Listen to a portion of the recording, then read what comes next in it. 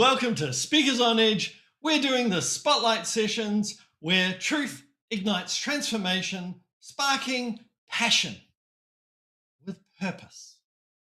And my guest today, it's Bobbie. Bobbie, what's your truth? Such a great question. Always fun to start out with that. My truth is that I am not who the world decides to put me into a box to be. I am who I decide, and I get to choose that every day, all day, and how I show up to the world. Hang on, you get to choose who you want to be. You're not being what everybody else expects you to be? Well, that's actually one of the biggest problems that I find with most people is that they live up to everybody else's expectations, and that's when they start regretting their life and they have those, deathbed moments. I wish I did, I should have. But we don't have to wait until that moment to have that realization that we get to decide who we are, what we want to do. It's not about it's not about living up to your parents' expectations or the expectations of a teacher or school or sometimes even society as a whole. We get to show up intentionally that works with us, that is aligned with our true purpose. But I know when I was a young boy, at the age of 12, I started doing the accounting and the profit and loss and balance sheets for 14 supermarkets. I was 12 years old. And Mum always wanted me to be an accountant. And she wanted me to work for that supermarket industry. Now, I did go on and work for that industry for a few years, but not as an accountant. I managed supermarkets. I didn't want to do it anymore. Yeah. Which meant going against what Mum wanted. Yes. Yeah, that honor your mother, honor your father. That's a huge thing that we instill in children. And I mean, there's a lot of reasons for that, right? This isn't permission to rebel against what your parents want, especially when you're growing up. But there's a point in time where it is okay to take charge of your own life, to step into that responsibility to you. The best way that I can honor my parents, and I will tell you, I'm not doing what my parents thought that I was going to do either. My dad wanted me to be a computer scientist, to follow in his footsteps, and I did for several years. I made it all the way up to supercomputing. But I was good, but I wasn't happy. Like, I wasn't fulfilled. I struggled getting up in the morning. And honoring my dad wasn't necessarily to follow in his footsteps. It was to be successful in the person that I knew I could be so that he could be proud of me. And I didn't do it for him to be proud of me or that for my parents to be proud of me. They were proud of me because I was successful in who I wanted to be. So it's kind of one of those, it's like the chicken or the egg, which one comes first? And it's hard to go against your parents. It's hard to make that change when we're told all growing up that you need to honor your parents, you need to listen to your parents know best. Well, in most circumstances, and I will say in most circumstances, they do. And we are also taught to go be our own person, to go step out into the world, to be who we're going to be. And that's when the decision has to come from inside of you to be And I don't know who what I you're want going to to be. be. That's the question that And everybody has. yes, What do I want to be? and here's the beautiful thing. It actually doesn't matter. This is why first of all, we live exponentially longer now than we ever have throughout history. So we have the opportunity to go and try and be something. I've had 4 successful careers, and I've only got 4 decades behind me, right? So I've had all of the little, jobs that I had growing up and, before I turned 18 and actually was the official adult, like we've all had those. And then afterwards I had, several more, but I was in the military. And then I went into computing, and then I went into marketing, and now I'm in coaching.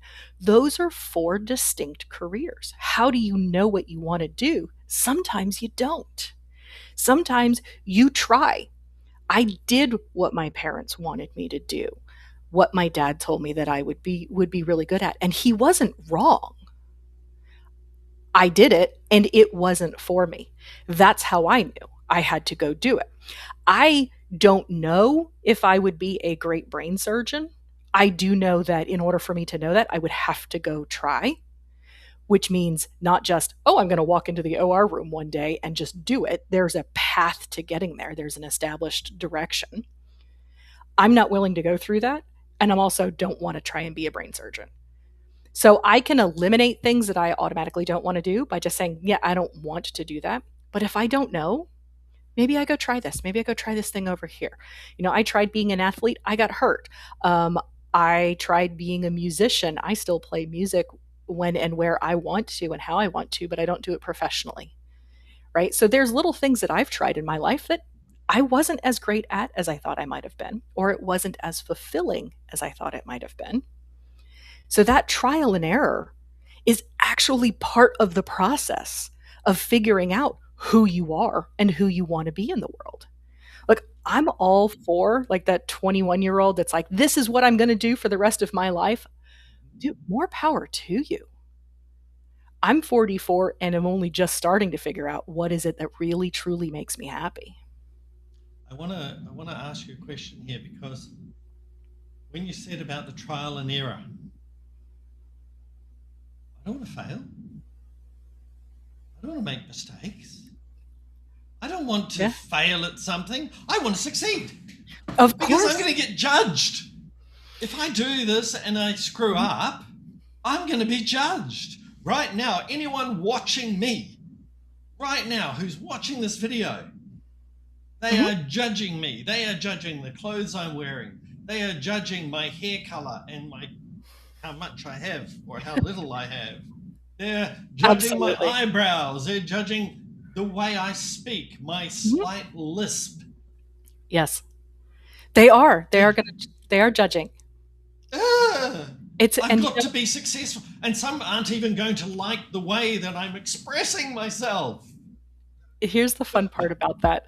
And actually, the last time that we met, I dropped you this line, and I know you loved it. That there is no such thing as failure; it's only feedback. Right? It is that way didn't work. The very specific, exact way that you did something didn't work. Congratulations. That's feedback. Don't do it that exact way again. Try something different.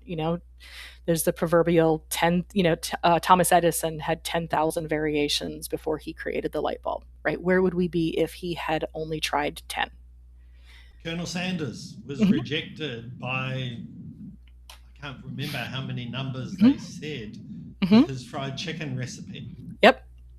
And he's got a phenomenal, he's got a phenomenal business enterprise right now. Can't blame that. But I also want to kind of touch on the they're judging me. Okay. Here's the thing that I've learned about being judged or people talking about me. The people that talk about me and the ones that talk about me in a negative light never come from the people who have succeeded and are more successful than me. They always seem to come from the ones that are doing less or in a lower position than I am. They're judging because not that they're judging me, but they're looking in the mirror and going, why am I not like that? Why am I not that successful or doing the things that I want or owning my weird and crazy or whatever that is? So they're going to, that judgment usually comes from the bottom up. And in order for you to be living your truth, to be the person you've set out to be in the world, you have to have those. You have to have haters because that means that you are a person that's standing for something. Look, the reality is, Mother Teresa, right, who was there to feed the poor and the hungry, had haters. Like a hater's gonna hate, but not because they were like, oh, that's such a horrible person. If someone on that level has haters, Who am I to think that I'm not going to because I put myself out there and out to the world? And I get But it. There's I a ton was of people. taught to be a people pleaser. Yes. Yes.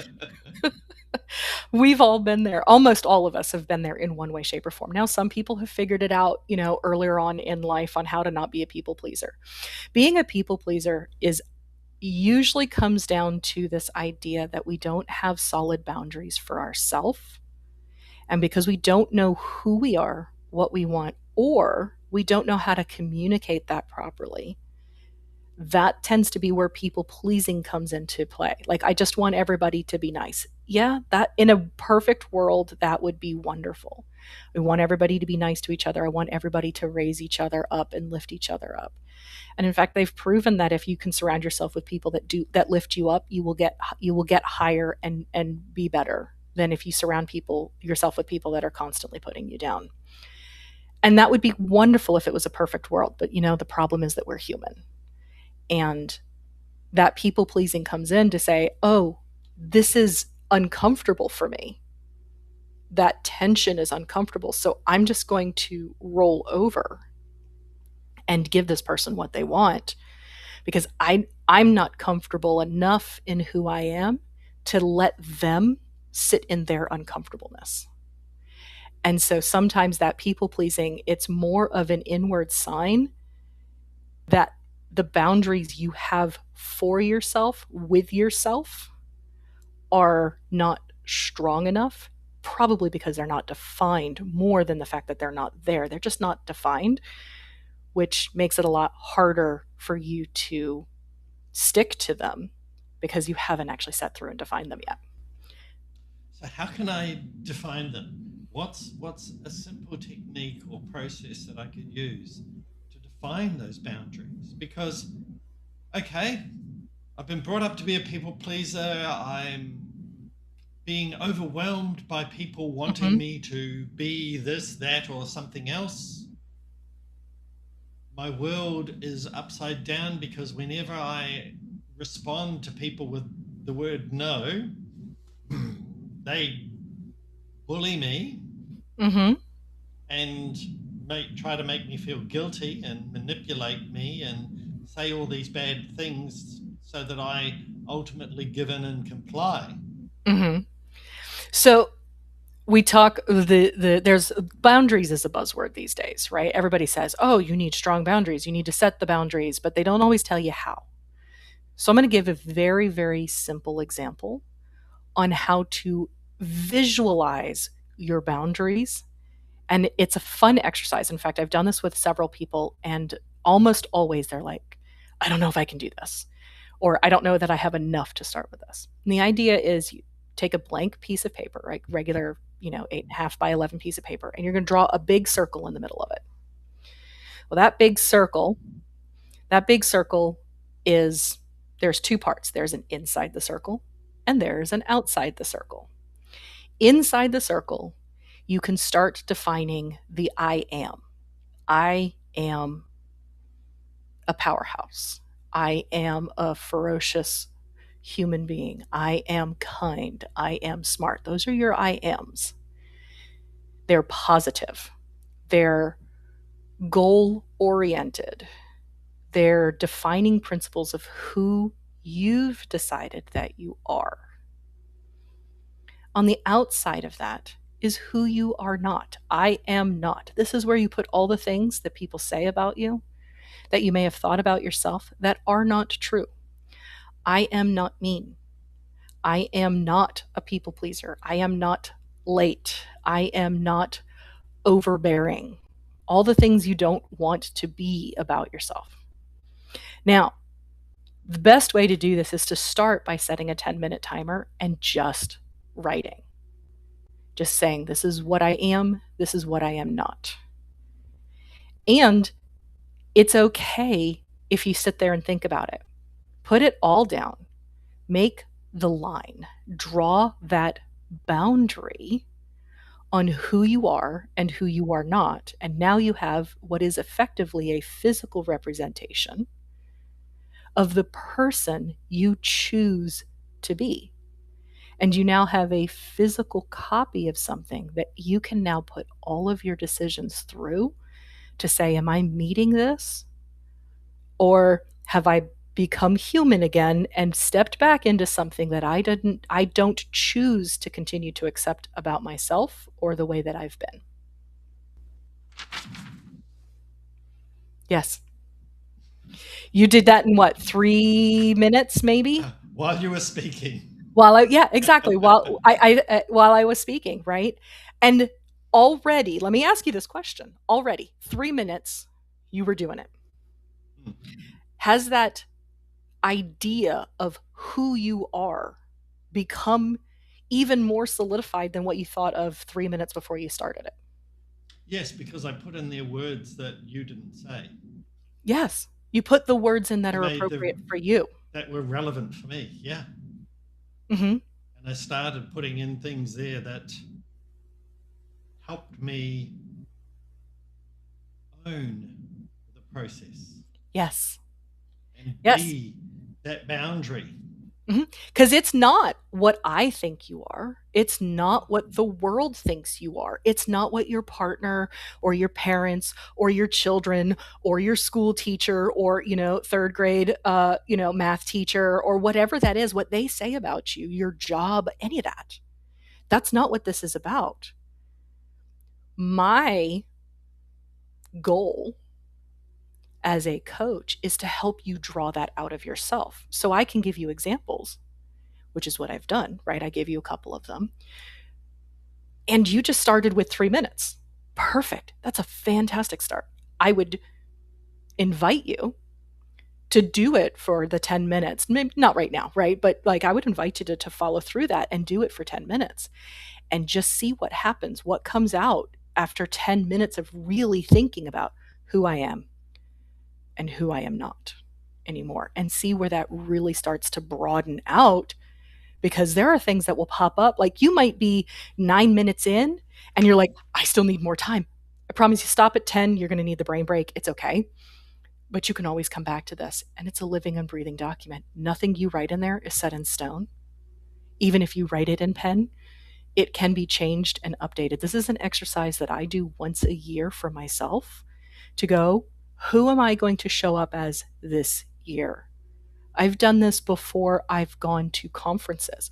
Who am I going to be to show up as in this conference? Who am I going to be before I have this phone call? Who am I going to be? So it's a great way to start truly visualizing what is a boundary of who I am and who I am not. And that's where we start the conversation around boundaries. Yeah. Because what I will also do, while I've done this, I've got just some general words here. Mm-hmm. What I want to do now is I want to do one based around my career, Mm-hmm. one based around my relationships. Yep. One based around my family. Yes, because it's around my beliefs and values. It's entirely possible to show up. You're not being a different person in these different environments, but different things are important to you in those environments. When I am coaching, I am a coach. I am someone who pulls out and draws out the information from the other person. When I am writing copy, I'm not a coach. That's a different, I'm something different in the moment, but it doesn't negate who I am as a whole, as a person. When I'm a mom, in that role, sometimes I'm coaching, but sometimes I'm not, right? And so it's a little bit of both. And so it is okay to have situational boundaries. We have these naturally, right? Let's talk about, let's go through a physical boundary for a hot second, right? My kids can hug me whenever they want. The rest of the world may not, right? My kids can hug me when there's a few people in my life that have that type of closeness to me and are allowed that. There are also other people in different scenarios that are not. That doesn't mean that I am not a hugger. That just means that it is okay for it to be situational. This also applies. So I can be firm and direct and also warm and loving. Both can be true at the same time in situational context. And so it's important to understand that. This is a really big one on boundaries too, because I've I've seen this where I live in Poland. We have English meetings Mm-hmm. for people of groups of English speakers, and one of the groups recently, the organizer, he'd been running the group for about 7 years. Mm-hmm. Unfortunately, he was overrunning people's boundaries through what he was saying and what he Mm-hmm. was actually physically doing. Mm-hmm. It And happens. yeah, and people got together and went, well, how do we deal with this? They confronted him, and we've now got two new groups that have spun off from his group, and his group is actually no longer active. Mm-hmm. So confronting people in your boundaries, or let's start with setting and establishing boundaries, especially if it's not something that you're used to doing, right? So let's take the scenario. I don't know everything that obviously happened with this guy, but let's say that his mode of operandi was to yell at people when they would speak. Okay, his response is to always yell. We're going to just assume that that's something that he might have been doing. Most people would start a boundary saying, "You can't yell at me. Don't talk to me like that." And they assume that that is a boundary. The problem is that's not a boundary, that is an order. And an order, the definition of that is you trying to control somebody else's behavior. Let me tell you how many people I have control over in my life. Is one. Yes. And I have children, and I Sometimes do on a not, good day. on a good day, right? There are some days where I don't even think I'm in control of that. But I have one person that I can control. And I'm a mom and I have kids. And what do you mean I can't control them? I can't. I cannot. Anybody who is a parent will agree, and anybody who is not a parent, if they don't agree, have kids or not, if that's your choice. You'll find out real quick how many people you have control over. I have control over one person. So telling someone what to do is not a boundary. No. It is an order, it is a demand, it is not setting a boundary. So, what is a boundary? The boundary is if you continue to speak to me this way, I will leave the conversation until we can talk like more civilized adults. This is, you will do what you are going to do. Here is how I am going to react when my boundary is crossed. I set the boundary. Okay, when you raise your voice to me, I will no longer engage with you. We can come back and address this as civilized adults when we can both keep level heads. That's a boundary. The boundary is set. You're raising your voice. I don't appreciate that. I'm not telling you not to raise your voice. I'm just saying when you do, we're no longer having communication, and I will no longer engage in communication, because it's not, you can keep talking all you want, but that doesn't mean that communication is happening. And sometimes you have to remove yourself from your situation. When this Here was going to be my next question. What do you do when the situation is overwhelming to the point where that other person is not respecting your boundary? They don't care what you're saying. They are still on their blind path. Mm-hmm. We get this an awful lot in society, unfortunately, these days, where people feel that all they have to do is be the loudest or be the most obnoxious or just be the most upfront in your face. And the reality is that you do not have to choose to engage with that. You can absolutely remove yourself. Now, there are some situations where it is difficult to remove yourself, and I understand that, right? But I will promise you it works with family. It works with coworkers. It works with your immediate family. It works with extended family. It works with friends. I do not have to maintain and keep myself in an environment where my boundaries that are clearly spoken and are not orders continue. Now, does that mean that there are times where I might miss out on something? Yeah. But the question then comes, if I allow people to continue to cross my boundaries in the way that I have stated them, and I don't follow through with things, what am I teaching people? I'm actually teaching people how they can interact with me. And if I continue to allow people to cross my boundaries are not firm, they will know that they will continue to cross them. Now, what if I'm the only one that has this boundary? I'm the only one that refuses to be spoken to in that manner, and so I'm the only one that leaves, and everybody else continues to put up with it. Well, that's likely to happen at times, especially when the boundary is more of a personal. If it's a personal boundary between you and a very specific person, there are times that may happen. But that's where you have to go. Is my peace and my boundary more important to me than the relationship with this person, whatever that is?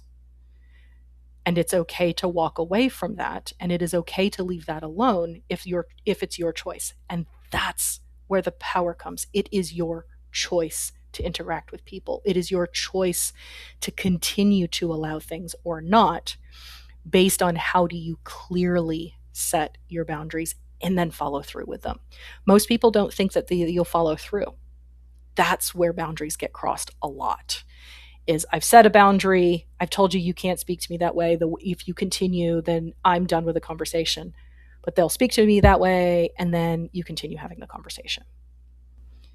What about if it's a boss in our job that speaks that way? So there's only so much that you can do in certain circumstances, right? Sometimes it's, what's going on here? This is, I'm having a hard time here. There's almost always somebody else that you can go to. If you've tried and established that boundary, especially in in a working environment, there's almost always somebody above that person. There's almost always somebody above. So you can say, look, I've established this. I've tried. Here's some circumstances where I've given this a shot. It's still not working. I need more assistance. Right? If it's not working in that direction because it's you and a boss, if that's not working, there is appropriate time where we go one level up. And what if when we go one level up, they're just as bad? You have to reestablish it. There are moments where this is continual, and it just goes and it goes and it goes. The world we live in can only be changed one person at a time. If you can set boundaries, who is that person that can change, that we can change? We can change one person and one person only. I can change me. You can choose to change you, and it is your choice. Right? I can give you the tools with which to help you do things. Boundaries is one of many different ways that we do so. Right? There are a lot of other different tools in the toolbox to deal with difficult people, which I don't know if you live in the same world that I do, but there are some difficult people to deal with. Boundaries is one way. Boundaries is one way. And it's one thing that we have full control over for ourselves. And that's one of the reasons that I love them so much and do my best to teach people about. Because boundaries are not just interacting with people. You have boundaries with yourself. And if you're not accomplishing the things that you want to in life, you might want to check the boundaries you've set for yourself to yourself. Well, that's that big knife in the front, but it's in the back as well, and it's gone all the way through. That because I actually had a conversation with a client yesterday, one of my coaching clients yesterday, around this particular topic because, and we were talking about the year of the horse, and I was using the horse as an analogy, and I said to her, well, you've got choices. You're in your pen and you're trapped in your perception. And so one of your choices is to open the gate and walk through the gate. The other choice is to leap the fence. You're a horse. You can leap the fence. But to leap the fence, you've got to go backwards. Yep. And the opposite direction. And then you've got to get some speed up Mm-hmm. and trust that you're capable of leaping the fence. Mm-hmm. And if you don't And do it the first time, you might hit the fence. exactly, but even more, you don't know where you're going to land. Mm-hmm. And so you might land in the mud, in the river, on solid Mm-hmm. ground. Mm-hmm. It might be a little bit lower than you expected the ground to be. It could be a bit lower, it could be higher, it could be whatever. There are so many unknowns. Mm-hmm. But then when you look back at your life, that's how you've changed. Like you said earlier, you've had 4 key career roles. Mm-hmm. Every time she's changed, and we'll say she's had the 4 key career roles, she leapt Mm-hmm. over the fence. And I said to her, so what happens if you go through that gate? And she told me something, and I went, oh, great, you just rebuilt the fence to match the gate. Mm-hmm. So you've just made your pen a little bit bigger. Yep. Exactly. And this is what we do. We tell ourselves to try to keep ourselves safe. We create these false boundaries Mm-hmm. that are not keeping us safe. They're actually trapping us. Mm-hmm. Yes. It's easy to have the boundary conversation and say, but what if when it involves other people, right? It's really easy to be devil's advocate on that. But what if the next person up doesn't have this, right? Like we just went through that. It's a lot harder when that conversation goes, I have a boundary that says that I will be in bed at 10 o'clock because I value sleep. So I'm going to be in bed at 10 o'clock.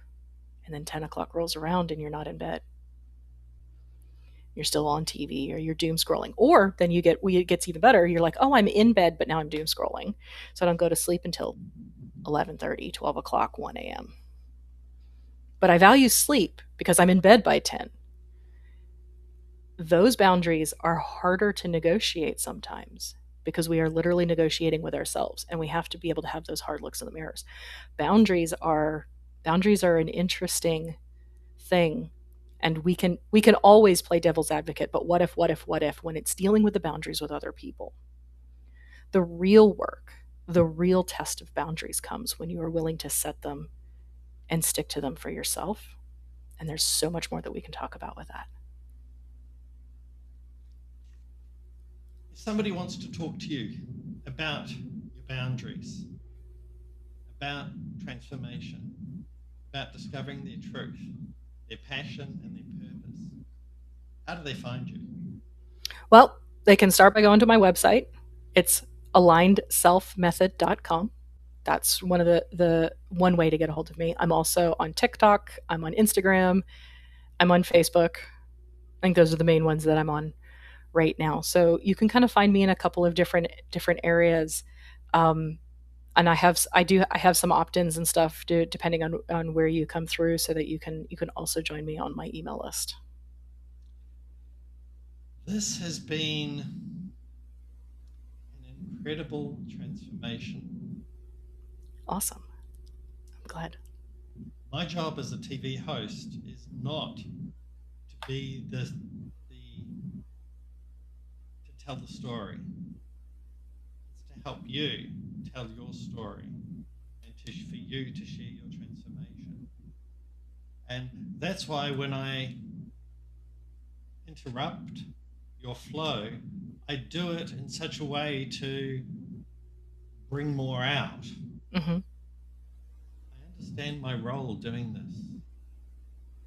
Yes. Because I want people, I want whoever's watching this to watch you and go, this is the person that can help me with what I'm doing. Mm-hmm. This is important. What she says, and I can understand what he said is yep, that's me. Let me drop a little nugget for you. The focus on the boundaries of external people and putting the onus on, but what if they?